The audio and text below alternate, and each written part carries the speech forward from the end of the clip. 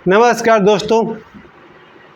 करोड़ों में एक अलबेला, एक बहुत ही प्यारा इंसान जो इस समय मेरे लिए करोड़ों में एक है। दुनिया में तो 700 करोड़ लोग हैं और भारत में 140 करोड़ लोग हैं, लेकिन अगर मुझसे पूछे एक आदमी का नाम बताओ, मैं उसी एक आदमी की बात कर रहा हूँ।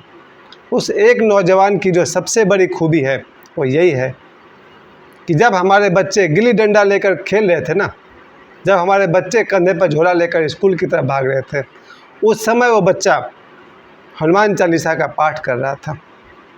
जीवन में कभी साक्षी, अगर तुम 5 बार लगातार हनुमान चालीसा का पाठ कर लो तो तुम्हारे शरीर में एक हल्का सा ताप, थोड़ी सी गर्मी महसूस होगी। आज ही तो किए। आज ही किया है। लीजिए, मेरी बेटी बोले आज ही किए हैं। अगर हनुमान चालीसा को कोई आदमी एक दिन में 108 बार पढ़ ले तो उसके शरीर का जो लेवल ऐसा होता है कि उससे शाम तक दूसरा कोई काम ही नहीं हो पाएगा। मेरा एक दोस्त है, उसने एक दिन में 108 बार, 5 घंटे लगे थे उसको पूरा करने में। उसने 108 बार पढ़ लिया। पूरा दिन वो डगमगा गया था कि उतनी शक्ति को कोई संभालेगा कैसे। और ये लड़का जिसकी मैं आज बात कर रहा हूँ, मेरे प्यारे प्यारे, क्या कहूँ सर, गुरु तो नहीं कह सकता क्योंकि हमेशा मुझे उनको देखकर, और दोस्त होने के लायक मैं हूँ नहीं क्योंकि मैं बहुत ही घटिया इंसान हूँ।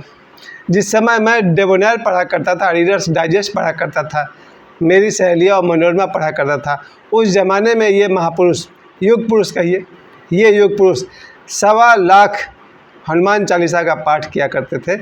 एक 9 साल का बच्चा लाखों बार हनुमान चालीसा का पाठ किया करता था, सुबह से रात तक, रात भर। प्यारे दोस्तों, मैं आज उसकी बात कर रहा हूँ। एक ऐसा नौजवान जो करोड़ों में एक है। उसके गुणों का मैं क्या वर्णन करूं, क्योंकि जो मैं हूं, क्योंकि मैंने आपको बताया कि मेरा पूरा बचपन स्कूल की पढ़ाई में और तरह तरह से बीता, और उसी जगह पर ये लड़का, पहली बात तो ये है कि एक साधारण परिवार से ही नहीं बल्कि एक गरीब परिवार में जन्मा हुआ बच्चा। गरीबी उसने इतनी देखी है कि साक्षी भी जानती है कि एक कपड़ा पहन करके कई साल तक रहना और 1 रुपये का पार्ले जी खा करके पूरे परिवार को चलाना, 2-3-4 दिन तक भूखे रहना, बहुत गरीबी देखी है उसने। लेकिन उस लड़का के खून में एक बात थी, उस लड़का के ब्लड में एक गुण था। उस लड़का के, अब मैं लड़का नहीं कहूँगा, बहुत बड़े आदमी भाई, माफ़ करिए, मैंने खुद ही कहा कि वो युग पुरुष, अब मैं युग पुरुष कहूँगा। आदि पुरुष तो आपने देख ही लिया है, अब युग पुरुष भी देख लीजिए। मेरे आज के वीडियो का नाम ही होना चाहिए करोड़ों में एक युग पुरुष, ठीक है, ये टाइटल अच्छा रहेगा। मैं जिस युग पुरुष की बात कर रहा हूँ उसकी सबसे बड़ी बात कि उसके खून में कुछ बात थी। 5 पुश्त पहले, अर्थात युग पुरुष के पिताजी उसके दादाजी हुए, और दादाजी के पिताजी यानी उसके दादाजी के दादाजी हुए। ये 5 पुश्त पहले एक बहुत ही महानतम सन्यासी हुए जिन्होंने हठपूर्वक 1.25 करोड़ बार हनुमान चालीसा का पाठ किया। अब ज़रा सोचिए, जो सन्यासी 1.25 करोड़ बार एक पैर पर खड़े होकर, साक्षी तुम बार बार याद दिलाती हो, अब तुम याद नहीं दिलाई हमको, कि उन्होंने एक पैर पर खड़े होकर के 1.25 करोड़ बार हनुमान चालीसा का जाप किया। और कहा जाता है कि उनके सामने हनुमान जी प्रकट हुए। मैं भी जानता हूँ कि हनुमान जी जैसे व्यक्तित्व, महान संत या गौतम बुद्ध या महावीर, अगर चाहें तो वो अपने आप को किसी के भी सामने प्रकट कर सकते हैं। इच्छा उनकी होनी चाहिए और भक्त की पात्रता होनी चाहिए।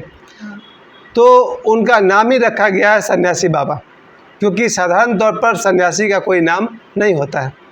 नाम तो सांसारिक व्यक्तियों का होता है, सांसारिक व्यक्ति का नाम होता है। जब सांसारिक व्यक्ति जब संन्यास ले लेता है तो ओशो कहते हैं पुराना व्यक्ति तो मर गया। इसलिए देवराहा बाबा का नाम, कोई अगर आप सांसारिक नाम खोज रहे हैं तो ज़रूरत नहीं है। कोई भी सन्यासी का सांसारिक नाम होना ज़रूरी नहीं है। तो उनका नाम है सन्यासी बाबा, जो आज से 321 साल पहले उन्होंने हठपूर्वक 1.25 करोड़ बार हनुमान चालीसा का पाठ किया। और मुझे लगता है इसके अलावा भी तो उन्होंने तप किया होगा। हाँ। ऐसा तो नहीं कि एक ही तप किया होगा जीवन में। और उन्होंने ऐसी सिद्धि पाई, उस आदमी के खून में, सन्यासी बाबा के खून में वो गुण था कि उन्हीं के पुश्त में बाद में उनका ग्रैंडसन, उनका पोता वो भी बहुत बड़े संत हुए और उन्होंने भी बहुत सारी सिद्धियां पाई और लोगों की सहायता की। फिर उनका ये ग्रैंडसन, ये है हमारे युग पुरुष। युग पुरुष में क्यों कह रहा हूँ, ज़रा सा आप ध्यान रखिएगा। मैं अपने 50 साल के जीवन में किसी भी नॉवेल में, किसी भी जीवन में इनके बराबरी का व्यक्ति मैंने देखा ही नहीं। मैं ओशो की बात नहीं कर रहा हूँ, ओशो कुछ और है। अगर आप ओशो देरहाबा को साइड कर दें तो मैं बात कर रहा हूँ कि आज 140 करोड़ की आबादी में मुझे एक आदमी दिखा दो जो कह दे कि नहीं युग पुरुष से श्रेष्ठ है। मुझे नहीं दिखता। पहली बात कि युग पुरुष यानी कि अब नाम ही ले लेते हैं ना, पंडित धीरेन्द्र कृष्ण शास्त्री जी, जिन्हें सभी बागेश्वर धाम सरकार के नाम से जानते हैं। इस नौजवान की पहली खूबी तो मैं ये बता दूं कि जब बच्चा 14 साल का होता है ना, तो वो लड़का का नज़र सीधे उसके मोहल्ले वाली पर, पड़ोस में कितनी सुंदर औरत रहती है और कितनी सुंदर लड़की रहती है, उसके क्लासमेट में क्लास में कितनी सुंदर लड़की आगे बैठती है, कितनी लड़की दूसरे क्लास में बैठती है, हार्मोन्स काम करने लगता है। लगभग 12-14 साल का लड़का अपने मन में अगर हेमा मालिनी को देख ले तो लगता है बस बस इनसे हाथ मिलाने को मिल जाए तो और क्या चाहिए। लेकिन पंडित धीरेन्द्र कृष्ण शास्त्री के मन में आज तक 26 साल की उम्र तक स्त्री और लड़की नाम का कोई छवि उभरता ही नहीं है। किसी के अंदर की बात कोई नहीं जानता है, लेकिन मैं जानता हूँ। अगर मुझे पता है कि मैं क्या हूँ तो मुझे ये भी पता है कि गुरुजी क्या है। पंडित धीरेन्द्र कृष्ण शास्त्री के से आज तक किसी ने पूछा था कल परसों उनसे चैनल पर कि आपको कभी प्यार हुआ? 2 सेकंड के लिए वो रुक गए, क्योंकि मुझे पता है आज के ज़माने में सभी लड़का को 1-2 से नहीं दर्जनों से प्यार होता है। उसका इंस्टाग्राम चेक कीजिए, देखिए सर प्यार ही प्यार है। उसके व्हाट्सएप चैटिंग में जाइए, प्यार ही प्यार है भाई। फिल्मी हीरोइन से प्यार रहता है। गुरुजी से जब पूछा गया कि क्या आपको किसी लड़की से प्यार हुआ, तो उन्होंने कहा माताजी से हुआ, अपने गुरुजी से हुआ, और क्या क्या उन्होंने कह दिया, देश से प्यार हुआ, भारत माता से प्यार हुआ, सनातन धर्म से प्यार हुआ, वगैरह वगैरह। कैसा नौजवान है जो 26 साल का नौजवान को किसी लड़की से प्यार हो ही नहीं रहा। इसका मतलब है कि वो लड़का मन की चालबाजियों से बहुत ऊपर है। उनसे पूछा गया आपको फिल्म देखना अच्छा लगता है? बोले नहीं। और हम सब मोबाइल पर तो फिल्म ही देख रहे हैं और कर क्या रहे हैं। सही बात। मेरी बात तो मैंने तो रिकॉर्ड तोड़ दिया है। सबसे ज़्यादा फिल्म और गाना तो हम देखते हैं। और गुरुजी से पूछा गया आपका कोई फेवरेट हीरो? उन्होंने कहा नो। भाई हम लोग का तो फेवरेट हीरो है, किसी का टाइगर श्रॉफ है, किसी का वरुण धवन है, किसी का कौन कौन है, लेकिन गुरुजी से पूछा गया आपका कोई फेवरेट हीरो, तो उन्होंने दिलीप कुमार, अमिताभ बच्चन, किसी का नाम ही नहीं लिया। और इस बात में सच्चाई है, अगर आप भी कभी 1 लाख बार हनुमान चालीसा का पाठ करेंगे फिर आपको समझ में आएगा कि कौन सा फिल्म स्टार को देखने जाएगा। कुछ नहीं है सर, हम रह चुके हैं 15 साल तक। खैर, गुरुजी से पूछा गया कोई आपकी फेवरेट हीरोइन? आज के लड़कों से पूछो कोई हीरोइन तो बोलेगा कैटरीना कैफ या हूसोएवर, कोई भी। लेकिन गुरुजी ने कहा, क्या बोले वो, बड़ा अच्छा जी बोले वो। जब उनसे पूछा कि आपको कोई हीरोइन अच्छी लगती है, भगवान करके कुछ उन्होंने बोला था, बड़ा शानदार वर्ड था। क्या बोले थे? बोलने नहीं में कान पकड़ लिए नहीं। बिल्कुल नहीं, बिल्कुल नहीं। तो सर 25 साल का लड़का, मेरे युग पुरुष पंडित धीरेन्द्र कृष्ण शास्त्री जी, क्योंकि अगर बाप महात्मा होगा तब तो बच्चा महात्मा पैदा होगा। सन्यासी बाबा के यहाँ पैदा होंगे ना पंडित धीरेन्द्र कृष्ण शास्त्री, कि अरे गरे नथु खैरे के यहाँ जन्म लेंगे। प्यारे दोस्तों, इस नियम को समझ जाइए। संत के घर में ही संत का जन्म हो सकता है। संत के घर में दुष्ट का जन्म भी हो सकता है, उसका कारण कुछ और होता है। लेकिन कभी भी पंडित धीरेन्द्र कृष्ण शास्त्री जैसे महापुरुष का जन्म जब भी होगा तो किन्हीं महात्मा के जन्म घर में ही होगा। चलिए, हम लोग तो ये बताए थे। उनकी जो दूसरी क्वालिटी हो गई, साधना को उन्होंने इतना बड़ा लक्ष्य बना लिया, हनुमान चालीसा का रात दिन पाठ करते रहना। 1.25 लाख बार पंडित धीरेन्द्र कृष्ण शास्त्री जी ने जब पाठ किया, उसके बाद क्या किया, मैं वीडियो के शुरू में आपको बताना चाहता था कि जब बचपन में इनको ऐसा कुछ अनुभव हुआ कि उन्हें कुछ अतीन्द्रिय शक्ति का अनुभव हो रहा है। कोई आकर पूछता था कि मेरी भैंस कहाँ खो गई है, तो कहते थे भाई फला दिशा में इतना दूरी पर तुम्हारी भैंस है। कोई व्यक्ति कुछ और पूछता था, जिसका कोई सामान गुम हो गया अगर पूछता था, गुरुजी बताते थे। एक दिन गुरुजी के मन में हुआ कि कहीं आसपास में हीरा है क्या, तो उन्होंने देखा अपने दिव्य दृष्टि से कि हाँ हीरा तो है। उन्होंने एक हीरा उठा कर लाए और उसको उन्होंने 15,000 रुपये में बेचा। ज़रा देखिए, दिव्य ज्ञान का उन्होंने ये फ़ायदा उठाया कि उन्हें पता किया कि कहीं हीरा है क्या, और उन्हें एक हीरा मिला, उसको उन्होंने 15,000 बेच दिया। फिर उन्हें बोला यार अच्छा कमाई है, फिर उन्हें दूसरा कोशिश किया, उनको जो दूसरा हीरा मिला था उसको उन्होंने 27,000 में बेचा। तब उनके गुरुजी ने, सन्यासी बाबा ने कहा कि रुको, ये छोटा मोटा चीज़ में समय गुजारने की ज़रूरत नहीं है और अपनी सिद्धियों का ये उपयोग मत करो। सन्यासी बाबा ने उन्हें जो उद्देश्य दिया, बस यही वो जगह है जहाँ 700 करोड़ लोग एक तरफ और पंडित धीरेन्द्र शास्त्री दूसरी तरफ खड़े हो जाते हैं। सन्यासी बाबा ने उन्हें टास्क दिया कि भारत भूमि पर जहाँ पर रामायण की घटना घटी, रामायण लिखी गई, भगवान राम ने विचरण किया, जिस भारत भूमि पर महाभारत जैसी कथा लिखी गई, महाभारत जैसी घटना घटी, भगवत गीता का रचना हुआ, उस भारत पर आज से लगभग 1000 वर्ष पहले गुलाम वंश वालों ने शासन करना शुरू कर दिया। कैसे कैसे लोग हमारे देश में आते गए और अफ़गानिस्तान से और कौन कौन देशों से मुग़लों का आना हुआ, कोई तैमूर लंग, कोई चंगेज़ खां, और कैसे कैसे मुग़ल आए और भारत पर उन्होंने आक्रमण करना शुरू कर दिया। सन्यासी बाबा ने इनको ये कहा कि जिस भारत भूमि पर जहाँ गंगा बहती है, जहाँ अनेक तीर्थ हैं, यहाँ पर ये बर्बर जाति, जब ये बर्बर जाति हमारे देश में आए, इन्होंने यहाँ के स्त्रियों को लूटना शुरू किया, बलात्कार करना शुरू किया, हत्या किया, बाद में कन्वर्ट करना शुरू किया कि तुम भी मुसलमान हो जाओ, नहीं तो काट डालेंगे। तलवार के बल पर भारत की स्त्रियों को, लड़कियों को लूटा काटा गया, परिवर्तित किया गया धर्म को, पुरुषों को भी ज़बरदस्ती धर्मांतरण किया गया। आप देखिएगा सिखों के जितने 10 गुरु हैं, उन सभी के साथ क्या क्या अत्याचार नहीं किया उन लोगों ने। इस भारत पर जब से ये गुलाम वंश और मुग़ल वंश आए, औरंगजेब जैसे लोग आए, तैमूर लंग जैसे लोग आए, इन लोगों ने भारत पर ऐसा हंगामा किया कि भारत के मिट्टी को दूषित कर दिया। कोई सोमनाथ मंदिर तोड़ रहा है, वहाँ के मूर्तियों को तोड़ रहा, कहीं कोई रामायण जला दे रहा है, कहीं क्या क्या घटनाएं घट रही हैं हमारे देश पर। सन्यासी बाबा ने इन्हें कहा कि भारत की जो सनातन धर्म है, इसके गौरव को वापस लाओ। पंडित धीरेन्द्र शास्त्री ने ये बीड़ा उठाया कि भारत को उसके सनातन गौरव को वापस लाना है।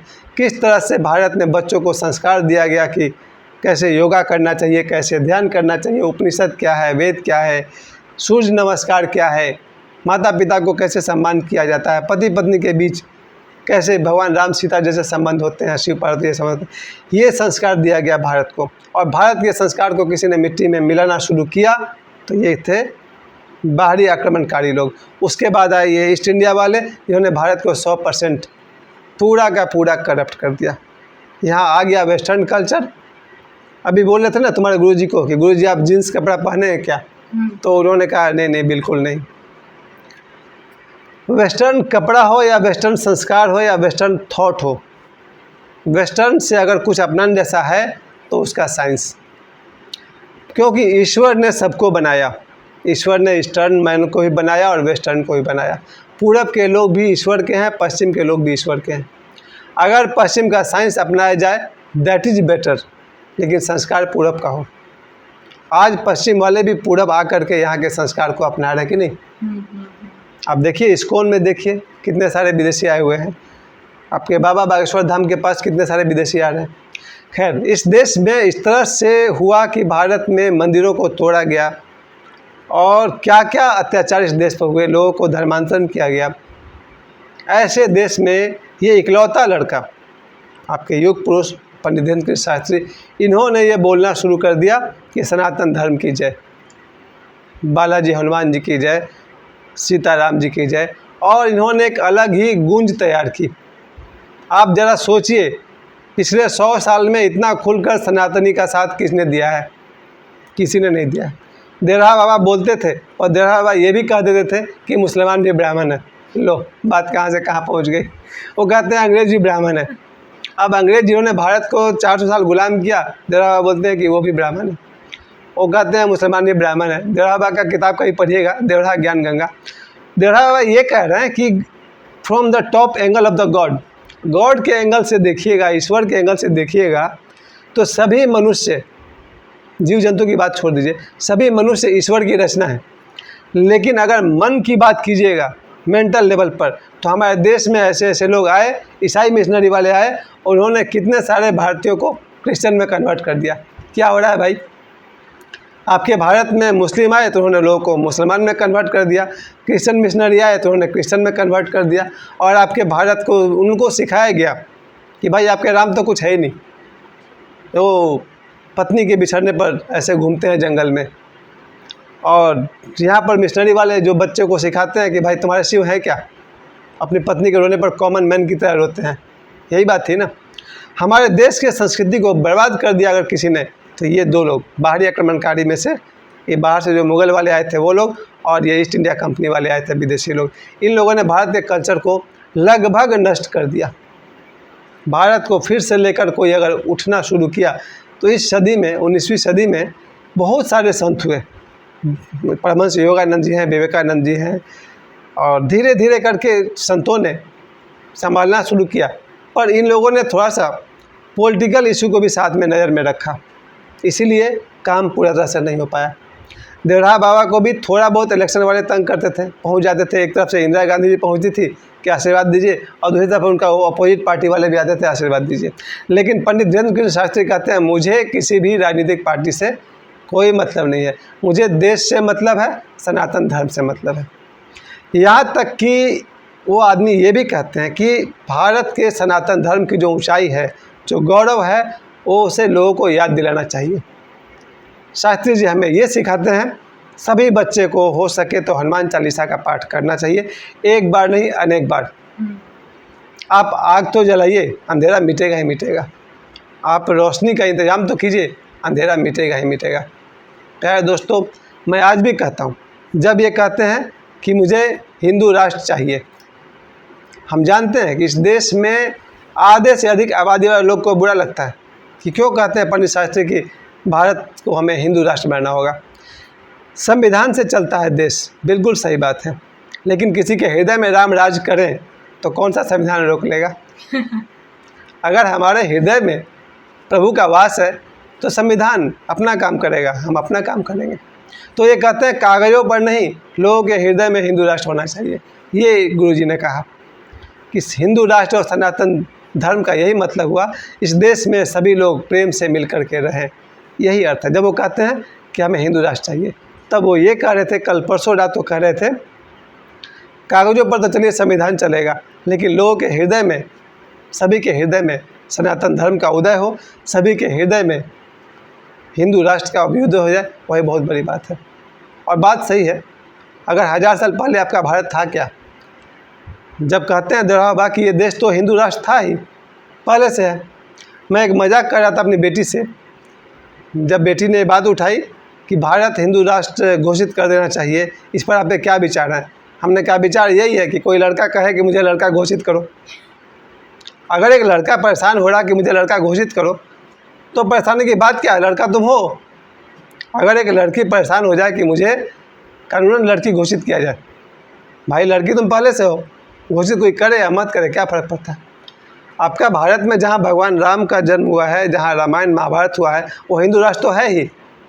कोई बाहर से आ गया है, चाहे वो मुग़ल हो या बहुत सारे लोग आए थे, तुर्की आए थे, पुर्तगाली आए थे, हूण आए थे, इनके आने से क्या होगा? भारत हिंदू राष्ट्र था, है। संविधान तो बहुत बाद में लिखा गया, 1950 के बाद में लिखा गया ना सर, और जो भी लिखा गया देश के भलाई के लिए लिखा गया। आज आप जानते हैं भारत में अगर कोई कहे कि बाबा धीरेन्द्र कृष्ण शास्त्री कहते हैं कि हमें हिंदू राष्ट्र चाहिए, तो मुझे नहीं लगता कि बंगाली उनका साथ देंगे, मुझे नहीं लगता कि पंजाबी उनका साथ देंगे, मुझे नहीं लगता कि झारखंड के लोग उनका साथ देने वाले हैं। साउथ इंडियन तो बिल्कुल ही साथ नहीं देंगे। दक्षिण भारत के लोग, मुझे लग रहा है वो अकेले पड़ जाएंगे। वो मुश्किल से कोई बिहार के लोग, कुछ यूपी के लोग, कुछ गुजरात के लोग साथ देंगे। मुझे नहीं लगता कि आधा देश भी उनके साथ खड़ा होने वाला है। लेकिन हर हृदय में राम हो, ये सफलतापूर्वक हो चुका है। साक्षी, तुम्हें आश्चर्य होगा, तुमने वो वीडियो देखा है जिसमें एक मुस्लिम औरत कहती है कि जब से मैंने भगवान राम का नाम लेना शुरू किया मुझे अच्छा लग रहा। अगर किसी को भगवान राम का नाम लेने से अच्छा लग रहा, हो गया राम राज का स्थापना। जब ओशो ने हम लोग को ध्यान साधना सिखाया था, जिसमें उन्होंने एक ध्यान साधना सिखाया था अल्लाहू अल्लाहू अल्लाहू बोलने के लिए, बाद में उन्होंने छोटा कर दिया, सिर्फ हु कर दिया था। वास्तव में उसका पूरा नाम उन्होंने रखा था अल्लाहू। और ओशो कहते हैं कि अगर आप अल्लाहू को लगातार आप रिपीट करेंगे तो आपके कमरे में लोबान का गंध आ जाएगा। ओशो ये कह रहे हैं कि ईश्वर की शक्ति तो है ही, अगर कोई विकृत है तो आदमी का मन। कभी मत समझना कि क्रिश्चियन धर्म खराब है, खराब होते हैं क्रिश्चियंस। ईसा मसीह गलत नहीं है, गलत हो जाते हैं ईसा मसीह को मानने वाले जब वो यहाँ आते हैं और बिस्कुट के पैकेट के बदले हिंदुओं को मुस्लिम में हिंदुओं को क्रिश्चियन में कन्वर्ट कर देते हैं। सर ईसा मसीह गलत नहीं है, गलत हो जाते हैं ईसा मसीह को मानने वाले और मिशनरी चलाने वाले। मोहम्मद साहब हों या अल्लाह जिसे ईश्वर कहा गया है, वो गलत नहीं होते हैं, गलत होते हैं इनको मानने वाले जो किसी को ज़बरदस्ती तलवार के बल पर उन्हें हिंदू में कन्वर्ट करते हैं। मैं कभी नहीं कह सकता हूँ कि अल्लाह गलत है या मोहम्मद साहब गलत है। गलत कोई हो सकता है तो एकाध चुना गिना चुना कोई मुस्लिम गलत हो सकता है, ये आसान बात है ना। ये साक्षी हत्याकांड जो हुआ था, जिसमें मेरी बेटी कहती है जितनी बर्बरता से साक्षी को चाकू 15-20 बार चाकू से मारा था, वीडियो हम देख चुके हैं, जिसमें कहती है कि उसके हेड में जब चाकू मारता था माथा पर और चाकू उठाते समय उसका हेड उठ जाता था। तो साक्षी हत्याकांड में लोगों को दिखाई पड़ा था कि एक लव जिहाद का मामला, एक मुस्लिम लड़का किसी लड़की की हत्या कर रहा। इससे कोई अल्लाह बदनाम नहीं होते हैं, कोई मोहम्मद साहब बदनाम नहीं होता है, बदनाम होता है विशेष व्यक्ति, जो व्यक्ति गलत काम कर रहा। कोई धर्म गलत नहीं सिखाता है, चाहे वो हिंदू हो या मुस्लिम हो या सिख हो या ईसाई हो, कोई धर्म गुरु गलत नहीं सिखाता है, गलत होते हैं समाज के लोग। प्यारे दोस्तों, वीडियो बहुत बड़ा हो रहा है, मैं ज़्यादा नहीं बोलना चाहता हूँ। मैं यही कहना चाहता हूँ, पंडित धीरेन्द्र कृष्ण शास्त्री ये कहना चाह रहे हैं, भगवान राम हो या हनुमान जी हो, अगर सबके हृदय में राम बस जाए तो ये दुनिया बहुत सुंदर हो जाए। कहते हैं ना, राम राज की स्थापना हो जाए। मेरे हृदय में राम है और मैं आशा करता हूँ जिस किसी को भी लगे कि भगवान राम प्यारे हैं, बात बन गई। मैं फिर से कहता हूँ, करोड़ों में एक युग पुरुष बाबा बागेश्वर धाम सरकार पंडित धीरेन्द्र कृष्ण शास्त्री, हमारा बहुत बहुत प्रणाम गुरुदेव को, धन्यवाद।